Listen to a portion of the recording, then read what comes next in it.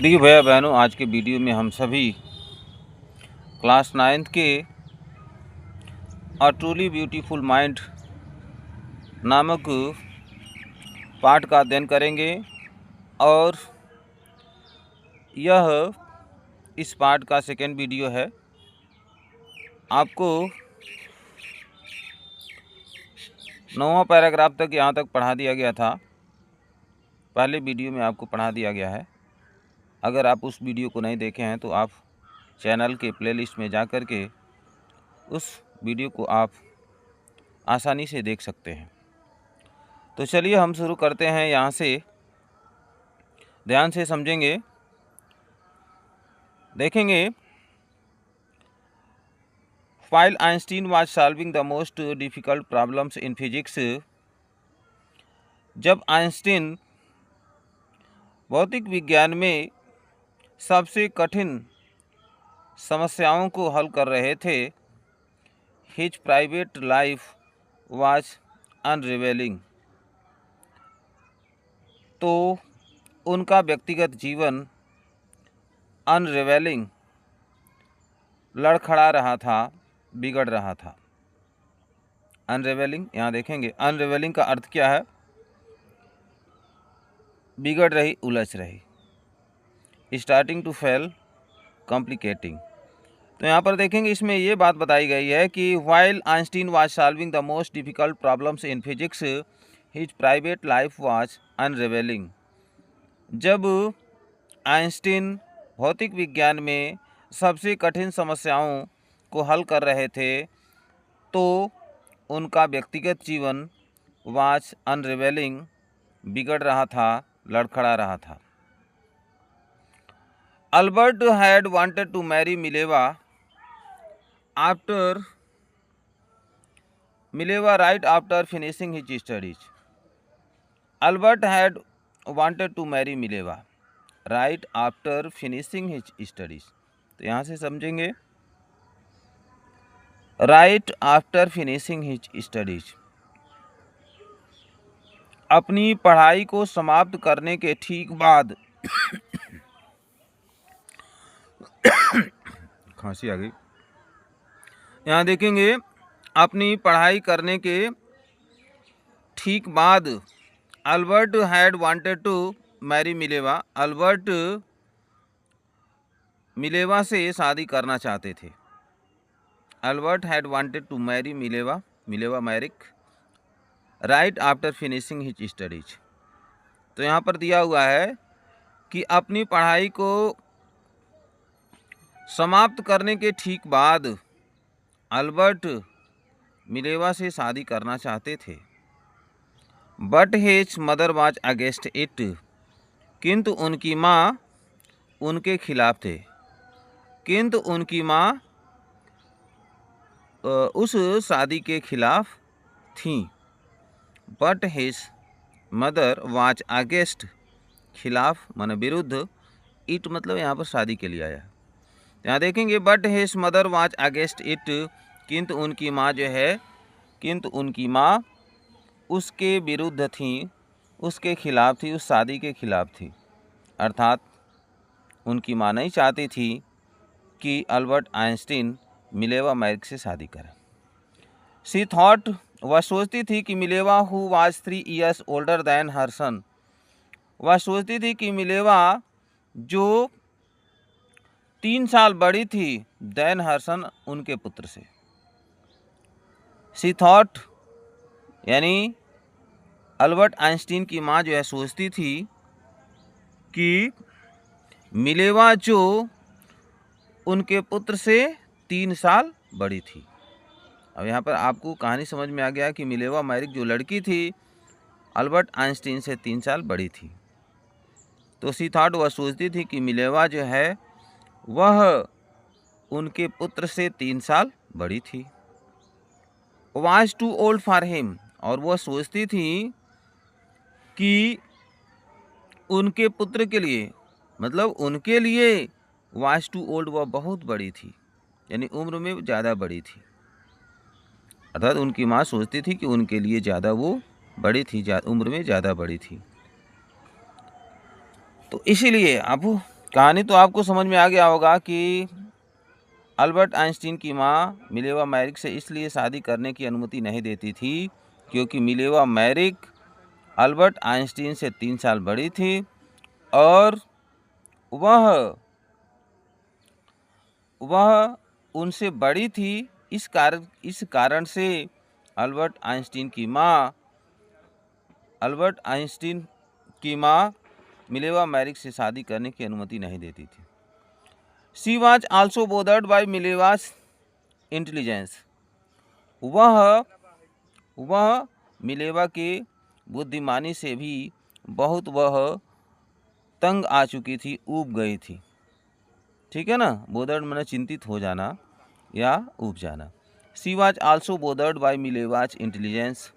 वह मिलेवा के बुद्धिमानी से भी काफ़ी ज़्यादा चिंतित हो गई थी, अर्थात मिलेवा मैरिक जो थी वह बहुत ही बुद्धिमान थी। तो इसमें बताया गया है कि she was also bothered by Mileva's intelligence. वह मिलेवा के बुद्धिमानी से भी काफ़ी चिंतित हो गई थी। तो इसका मतलब यह है कि मिलेवा जो थी वह बहुत ही बुद्धिमान थी और अल्बर्ट आइंस्टीन की माँ नहीं चाहती थी कि मिलेवा इतनी बुद्धिमान है और वह जो है वह बहू बने। वह नहीं चाहती थी क्योंकि वह बहुत बुद्धिमान थी। पढ़ने लिखने में उसकी बहुत ज़्यादा रुचि थी, इसीलिए आइंस्टीन की माँ नहीं चाहती थी कि मिलेवा मैरिक की शादी अल्बर्ट आइंस्टीन से हो। She was also bothered by Mileva's intelligence. वह मिलेवा के अत्यधिक बुद्धिमानी से चिंतित हो गई थी। She was also bothered by Mileva's intelligence. वह मिलेवा के बुद्धिमानी से भी बहुत ज़्यादा चिंतित हो गई थी। She is a book like you.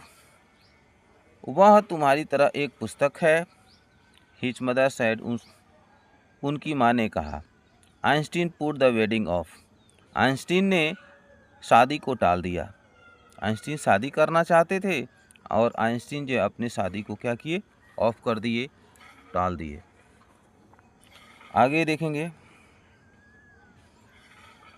अगला paragraph. The pair finally married in January 1903 and had 2 sons. और आगे देखेंगे क्या हुआ। द पेयर दोनों लोगों ने, अल्बर्ट आइंस्टीन और मिलेवा मैरिक, पेयर मीन्स होता है जोड़ा, यानी जोड़े ने फाइनली अंत में मैरिड शादी कर लिया इन जनवरी 1903 1903 ईस्वी में जनवरी महीने में दोनों लोगों ने अंत में शादी कर लिया। एंड हैड 2 सन्स और उनके 2 पुत्र भी हो गए। But a few years later, किंतु कुछ वर्ष बाद, the marriage has faltered. The marriage had faltered, किंतु कुछ वर्ष बाद द मैरिड फाल्टर्ड। तो जो शादी थी वो क्या हो गया, फाल्टर्ड, उसमें कमी आ गई। इसमें देखेंगे but a few years later, किंतु कुछ वर्ष बाद, द मैरिज फाल्टर्ड। अरे शादी क्या हो गया, शादी में कमी आ गई, शादी कमज़ोर पड़ गया। यहाँ देखेंगे फाल्टर्ड, बीकेम वीक, कमज़ोर पड़ गई। तो देखेंगे but a few years later, the marriage faltered, शादी कमज़ोर पड़ गई। पुनः एक बार यहाँ से देख लेंगे। The pair finally married in January 1903, अर्थात जोड़े ने अंत में 1903 ईस्वी में जनवरी महीने में शादी कर लिया। एंड हैड 2 सन्स और उनके 2 पुत्र हुए।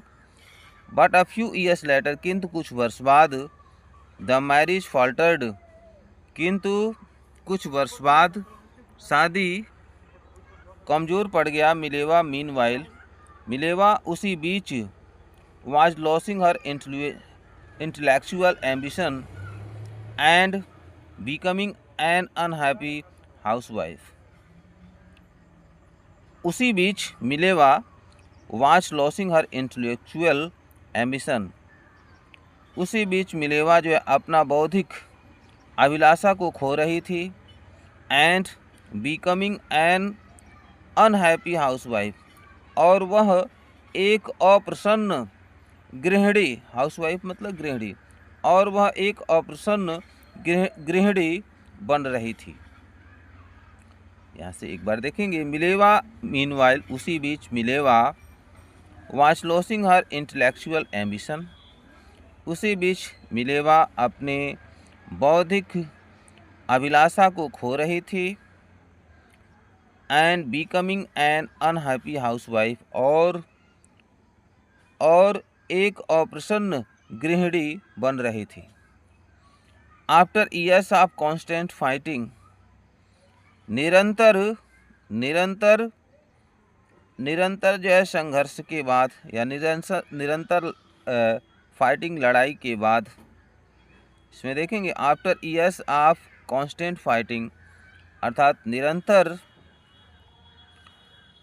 निरंतर वर्षों लड़ाई के बाद द कपल फाइनली डाइवोर्स्ड इन 1919। इसमें देखेंगे यानी वर्षों लगातार लड़ाई करने के बाद द कपल फाइनली डाइवोर्स्ड इन 1919, अर्थात 1919।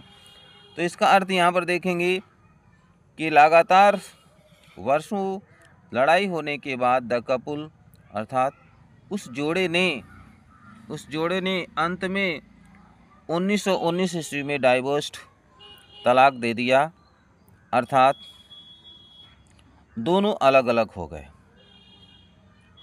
आप अभी यहाँ पर देखेंगे दोनों की शादी हुई 1903 में, 2 बच्चे भी हो गए, और उसके बाद से यहाँ पर लगातार वर्षों जो है लड़ाई झगड़े होते थे, और वर्षों तक लड़ाई झगड़े होने के बाद द कपल फाइनली डाइवोर्स्ड इन 1919, और उस जोड़े ने, अर्थात दोनों लोगों ने 1919 ईस्वी में डाइवोर्स, अंत में क्या कर दिया, डाइवोर्स दे दिया, तलाक दे दिया, दोनों अलग हो गए। Einstein married his cousin Elsa the same year, और आइंस्टीन ने अपनी चचेरी बहन एल्सा से शादी कर लिया द सेम ईयर, उसी वर्ष।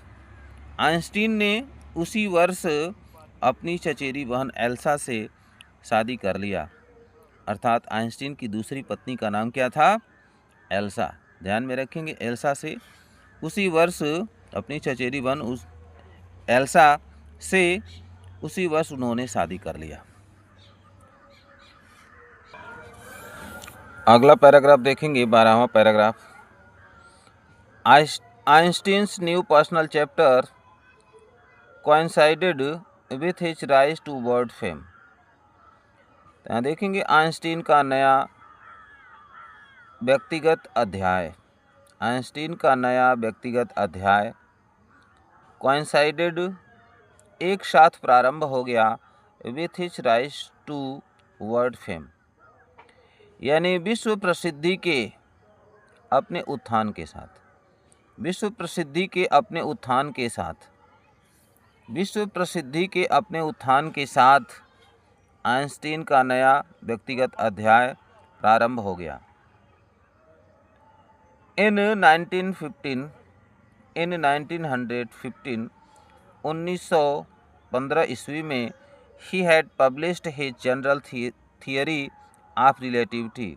1915 ईस्वी में उन्होंने प्रकाशित कर दिया his general theory of relativity, सापेक्षता का सामान्य सिद्धांत। उन्होंने अपना सापेक्षता का सामान्य सिद्धांत 1915 ईस्वी में वे प्रकाशित कर दिए। Which provided a new interpretation of gravity, which provided a new interpretation of gravity, जो उपलब्ध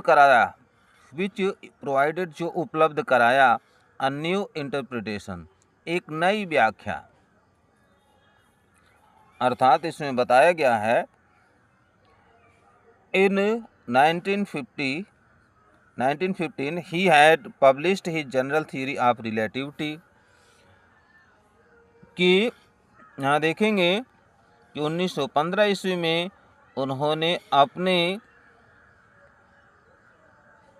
रिलेटिविटी सापेक्षता के सामान्य सिद्धांत को उन्होंने 1915 ईस्वी में प्रकाशित कराया, which provided a new interpretation of gravity, जो ग्रेविटी माने गुरुत्वाकर्षण, जो गुरुत्वाकर्षण की एक नई व्याख्या को प्रदर्शित किया, दिखाया। An eclipse of the sun in 1919 brought proof that it was accurate. इसमें बताया गया 1919 ईस्वी में इक्लिप्स ऑफ द सन, सूर्य ग्रहण, 1919 ईस्वी में सूर्य ग्रहण ब्रॉट प्रूफ यानी प्रमाण साबित कर दिया, दैट इट वाज एक्यूरेट, कि यह बिल्कुल सही है। इसमें अल्बर्ट आइंस्टीन ने जो सापेक्षता का सिद्धांत उन्होंने बताया और सापेक्षता के उनके सामान्य सिद्धांत ने गुरुत्वाकर्षण की एक नई व्याख्या प्रस्तुत कर दिया, और 1919 ईस्वी में जो सूर्य ग्रहण लगा था, उस सूर्य ग्रहण ने यह प्रमाण सिद्ध कर दिया, दैट इट वाज एक्यूरेट, कि उनका सिद्धांत बिल्कुल सही है। Einstein had correctly calculated in advance the extent to which the light from fixed stars would be deflected through the sun's gravitational field. यहाँ देखेंगे Einstein had correctly calculated in advance, Einstein ने in advance पहले से ही शुद्ध रूप से गणना कर दिया। आइंस्टीन ने पहले से ही शुद्ध रूप से गणना कर दिया, the extent to which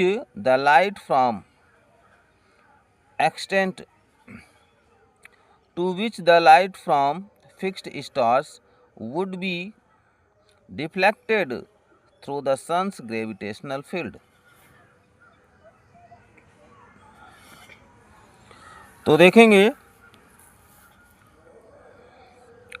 Einstein had correctly calculated in advance, कि आइंस्टीन पहले से ही शुद्ध रूप से गणना कर दिया, द एक्सटेंड उस विस्तार को, टू विच द लाइट जो प्रकाश फ्रॉम द फिक्स्ड स्टार्स यानी निश्चित तारों का जो प्रकाश है, वुड बी डिफ्लेक्टेड मुड़ जाएगा, through the sun's gravitational field यानी सूर्य के गुरुत्वाकर्षण क्षेत्र से, सूर्य के गुरुत्वाकर्षण क्षेत्र से निश्चित तारों का जो प्रकाश है, वुड बी डिफ्लेक्टेड मुड़ जाएगा। इसमें बताया गया है आइंस्टीन पहले से ही शुद्ध रूप से उन्होंने गणना कर दिया और उस विस्तार को बताया, जो निश्चित तारों का जो प्रकाश है, वुड बी डिफ्लेक्टेड मुड़ जाएगा, through the sun's gravitational field सूर्य के गुरुत्वाकर्षण क्षेत्र से मुड़ जाएगा। The newspaper proclaimed his work as a scientific revolution, और समाचार पत्रों ने प्रोक्लेम्ड मतलब घोषणा कर दिया उनके कार्य को, समाचार पत्रों ने उनके कार्य को घोषणा कर दिया, एज ए साइंटिफिक रिवॉल्यूशन एक वैज्ञानिक क्रांति के रूप में। अब आप यहाँ पर देखेंगे Einstein received the Nobel prize for physics in 1921। Einstein 1921 ईस्वी में भौतिक विज्ञान के लिए नोबेल प्राइज रिसीव्ड प्राप्त किए। He was showered with honours and invitation from all over the world. He was showered with honours, यानी उनके ऊपर सम्मान की वर्षा हुई। एंड इनविटेशन और निमंत्रण from all over the world, पूरे संसार से निमंत्रण आना शुरू हो गया। एंड लाउडेड बाय द प्रेस, और प्रेस के द्वारा लाउडेड बहुत ज़्यादा प्रशंसा की गई। प्रेस के द्वारा जो है, प्रेस पत्रकारों के द्वारा बहुत ज़्यादा उन्हें प्रशंसा की गई। तो देखेंगे 14वां पैराग्राफ देखेंगे। When the Nazis came to power in Germany in 1933, Einstein immigrated to the United States. यहाँ देखेंगे when the Nazis, जब नाजी लोग came to power in Germany, Germany में सत्ता में आए।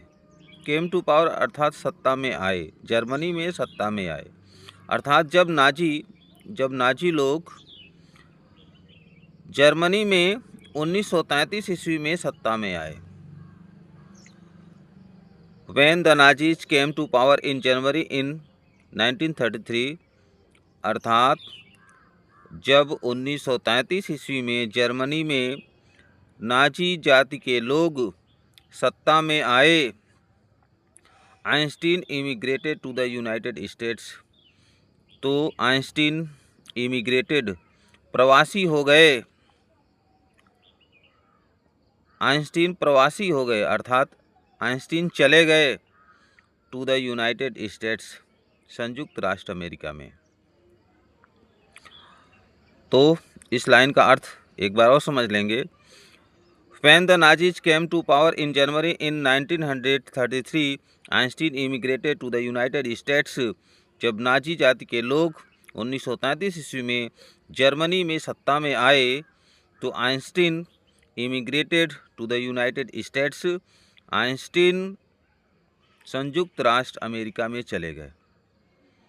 5 years later, 5 वर्ष बाद, the discovery of nuclear fission in Berlin had American physicists in an अप्रोर।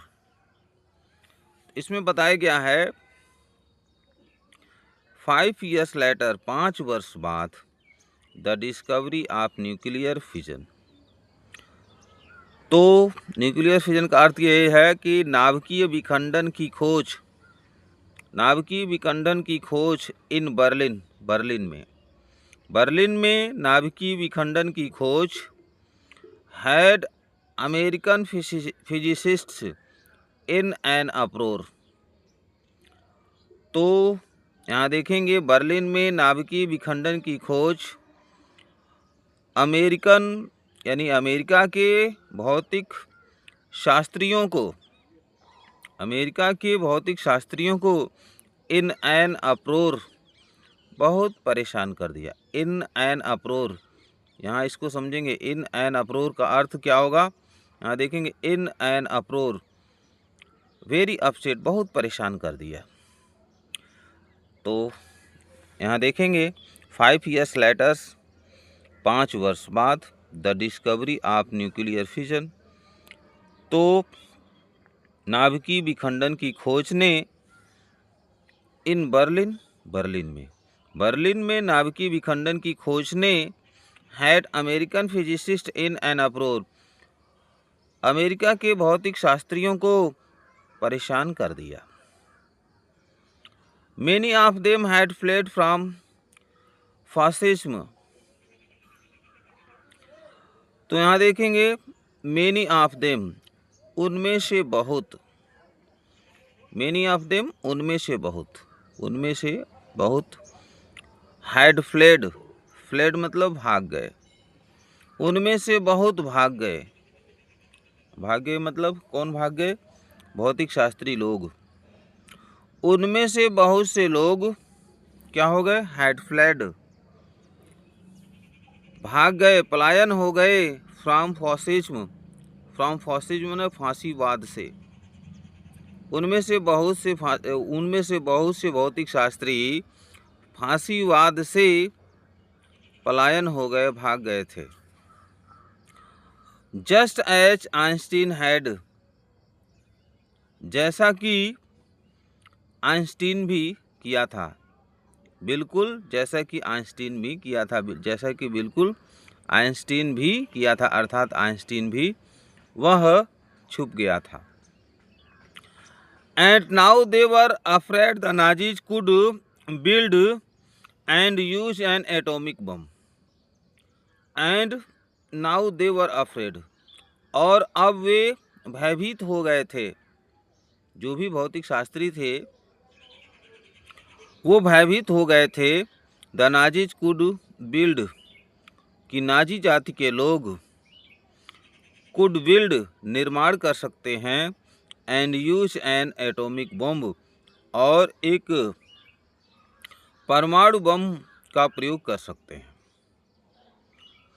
अब इसमें ये बात बताई गई है कि बर्लिन में नाभिकीय विखंडन की खोज ने सभी भौतिक शास्त्रियों को बहुत परेशान कर दिया और बहुत से भौतिक शास्त्री फांसीवाद से क्या हो गए, भाग गए, छुप गए। और वे भौतिक शास्त्री बहुत ही भयभीत हो गए थे कि कहीं ऐसा न हो कि नाजी जाति के लोग निर्माण कर सके and use N atomic bomb, और वे परमाणु बम का प्रयोग कर दें, तो बहुत बड़ा तबाही हो सकता है। इसीलिए इसी वजह से सभी वो क्या हो गए थे, भाग गए थे। Now they were afraid the Nazis could build, अब वे भयभीत हो गए थे कि नाजी जाति के लोग कुड बिल्ड, निर्माण कर सकते हैं, and use N atomic bomb, और वे एक परमाणु बम का प्रयोग कर सकते हैं। अब आगे देखेंगे। At the urging of a colleague, Einstein wrote a letter to the American President Franklin D. Roosevelt.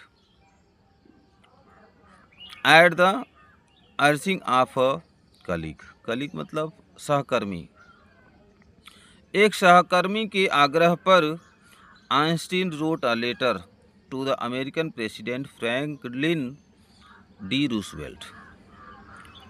एक सहकर्मी के आग्रह पर आइंस्टीन ने अमेरिका के राष्ट्रपति फ्रैंकलिन डी रूसवेल्ट को एक पत्र लिखा।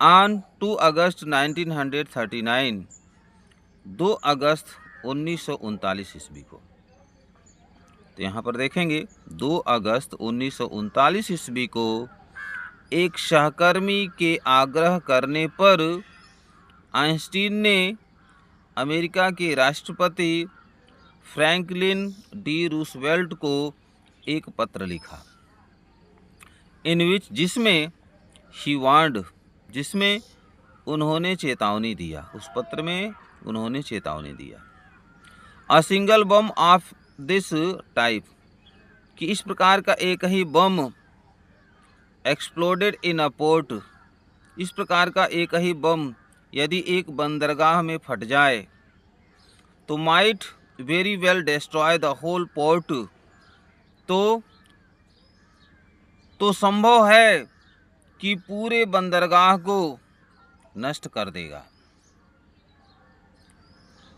वो उस पत्र में उन्होंने लिखा कि एक ही इस प्रकार का एक ही बम यदि एक बंदरगाह पर फट जाए तो पूरे बंदरगाह को वह नष्ट कर सकता है, together with some of the surrounding territory, और इसके साथ साथ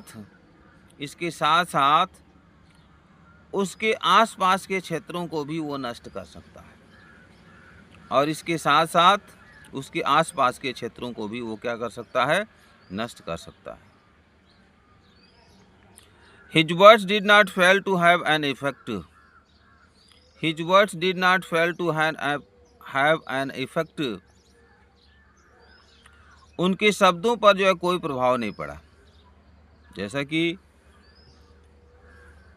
आइंस्टीन ने फ्रैंकलिन डी रूजवेल्ट को पत्र लिखा कि जिस प्रकार का यह बम का निर्माण किया जा रहा है, तो इस प्रकार का एक ही बम यदि एक बंदरगाह पर फट जाए तो पूरे बंदरगाह को नष्ट कर सकता है, और साथ ही साथ with some of the surrounding territory, उसके आसपास के क्षेत्रों को भी, टेरिटरी मतलब क्षेत्र, उसके आसपास के क्षेत्रों को भी वो नष्ट कर सकता है, तबाह कर सकता है। ऐसा आइंस्टीन ने पत्र में लिख करके राष्ट्रपति को सौंप दिया, अमेरिकन राष्ट्रपति को सौंप दिया। His words did not fail to have an effect, किंतु उनके शब्दों पर कोई प्रभाव नहीं पड़ा। जो उन्होंने पत्र लिखा तो अमेरिका के राष्ट्रपति के ऊपर जो उनके शब्दों का कोई प्रभाव नहीं पड़ा। The Americans developed the atomic bomb in a secret project of their own. The Americans यानी अमेरिका के निवासी, अमेरिका के लोग, डेवलप्ड विकसित कर लिया the atomic bomb, atom bomb, परमाणु बम को विकसित कर दिया in a secret project of their own, अपने खुद के रहस्यमयी योजना में, अपने खुद के रहस्यमयी योजना में अमेरिका के लोगों ने एक परमाणु बम को विकसित कर लिया। एंड ड्रॉप्ड इट, और उस परमाणु बम को गिरा दिया on the Japanese cities, Japan के शहरों में, of Hiroshima and Nagasaki in August 1945। और अमेरिका के लोगों ने अपने रहस्यमय योजना में एक परमाणु बम का निर्माण किया, एंड ड्रॉप्ड इट, और उसे गिरा दिया on the Japanese city of Hiroshima and Nagasaki in August 1945। और 1945 ईस्वी में अगस्त महीने में जापान के शहरों हिरोशिमा और नागासाकी में, जापान के शहर हिरोशिमा और नागासाकी में ड्रॉप्ड इट, गिरा दिया, अर्थात उस बम को चुपके से निर्माण किया, और अगस्त महीने के 1945 ईस्वी में जापान के शहर हिरोशिमा और नागासाकी में उस बम को ड्रॉप्ड, गिरा दिया। आगे देखेंगे, पैराग्राफ 16 है। Einstein was deeply shaken by the extent of the destruction. अब यहाँ पर देखेंगे, Einstein was deeply shaken by the extent of the destruction. Einstein इस अत्यधिक विनाश से डीपली शेकन, बहुत दुखी हो गया था। डीपली शेकन मतलब यहाँ पर देखेंगे गहरा दुख हुआ। आइंस्टीन जो है इस अत्यधिक विनाश के कारण अत्यधिक दुखी हो गया था। This time he wrote a public missive to the United Nations. तो दिस टाइम, इस समय he wrote a public missive. Missive का मतलब एक, यहाँ देखेंगे, संदेश पत्र, यानी इस बार उसने एक सार्वजनिक संदेश पत्र लिखा टू द यूनाइटेड नेशंस, यानी संयुक्त राष्ट्रों को। इस बार उसने सभी संयुक्त राष्ट्रों को एक सार्वजनिक पत्र लिखा। इन इट, और उसमें ही प्रपोज्ड, और उस पत्र में उन्होंने प्रस्ताव रखा था the formation of a world government, यानी विश्व सरकार की गठन का उस पत्र में उन्होंने प्रस्ताव रखा था। Unlike the letter to Roosevelt, this one made no impact, अर्थात रूसवेल्ट के ऊपर उस पत्र का कोई प्रभाव नहीं पड़ा। This one made no impact, यानी रूसवेल्ट जो है उस पत्र को अनलाइक करते हुए, नो पसंद करते हुए, this one made no impact, इसका भी उनके ऊपर कोई प्रभाव नहीं पड़ा। अब आगे देखेंगे। But over the next decade, किंतु अगले दशक में, डिकेड में 10 वर्ष का समय, किंतु अगले दशक में Einstein got ever more involved in politics, Einstein बहुत ज़्यादा राजनीति में इन्वॉल्व्ड हो गया, सम्मिलित हो गया। Agitating for an end to the arms, agitating, और वह आंदोलन कर रहा था, for an end to the arms, शस्त्रों की समाप्ति के लिए वो आंदोलन कर रहा था। बिल्ड अप, यानी शस्त्रों, आर्म्स माने शस्त्रों के निर्माण की समाप्ति के लिए वो आंदोलन कर रहा था।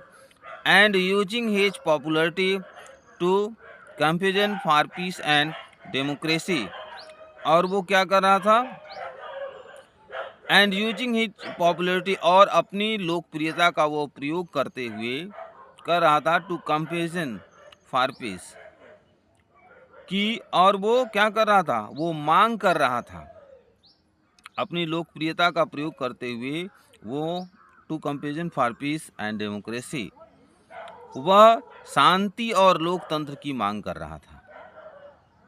अब इसमें देखेंगे कि आने वाले अगले दशक में आइंस्टीन राजनीति में अत्यधिक इन्वॉल्व हो गया, संलिप्त हो गया।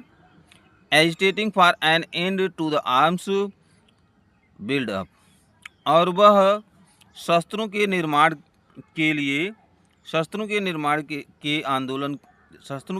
के अंत के लिए वो आंदोलन कर रहा था कि शस्त्रों का निर्माण नहीं होना चाहिए। और and using his popularity to campaign for peace and democracy, और अपनी लोकप्रियता का प्रयोग करते हुए शांति और लोकतंत्र को बनाए रखने की कोशिश कर रहा था। When आइंस्टीन डाइड इन 1955, जब आइंस्टीन की मृत्यु हो गई 1955 ईस्वी में, एट द एज ऑफ 76, 76 वर्ष की उम्र में, he was celebrated as a visionary, तो ही वॉज सेलिब्रेटेड, तो उसे ही वॉज सेलिब्रेटेड, तो उसके मृत्यु दिवस को ही वॉज सेलिब्रेटेड, मनाया गया, एज अ विशनरी। विशनरी का मतलब होता है दिव्य दृष्टा, अर्थात आगे आने वाली घटनाओं को देखने वाला। तो he was celebrated as a visionary and world citizen as much as a scientific genius. जब 76 वर्ष की उम्र में 1955 ईस्वी में आइंस्टीन की मृत्यु हो गई, तो he was celebrated as a visionary, तो उसे एक दिव्य दृष्टा के रूप में मनाया गया, एंड वर्ल्ड सिटीजन, और विश्व के नागरिक के रूप में मनाया गया, as much as a scientific genius, और इसके साथ साथ एक वैज्ञानिक जीनियस, अर्थात एक वैज्ञानिक कुशलता के रूप में मनाया गया। तो इस लाइन को पुनः एक बार देख लेंगे। When Einstein died in 1955 at the age of 76, 1955 ईस्वी में 76 वर्ष की उम्र में आइंस्टीन की मृत्यु हो गई। तो उसके बाद से he was celebrated as a visionary, तो उसे एक दिव्य दृष्टा के रूप में मनाया गया, एंड वर्ल्ड सिटीजन, और किस रूप में, विश्व नागरिक के रूप में मनाया गया। उसका जो मृत्यु हुआ, तो मृत्यु का जो दिवस है उस दिवस के रूप में, उस दिवस को कैसे मनाया गया, एक विजनरी, एक दिव्य दृष्टा के रूप में मनाया गया, एक विश्व नागरिक के रूप में मनाया गया, as much as a scientific genius, और इसके साथ ही साथ एक वैज्ञानिक कुशलता के रूप में उसके मृत्यु दिवस को मनाया गया। तो आशा है कि आप समझ गए होंगे। यदि यह वीडियो आपको अच्छा लगता है तो लाइक शेयर सब्सक्राइब करेंगे और अपने मित्रों दोस्तों में अधिक से अधिक शेयर करेंगे, ताकि उनको भी इस वीडियो से लाभ मिल सके। पूरा वीडियो देखने के लिए बहुत बहुत धन्यवाद।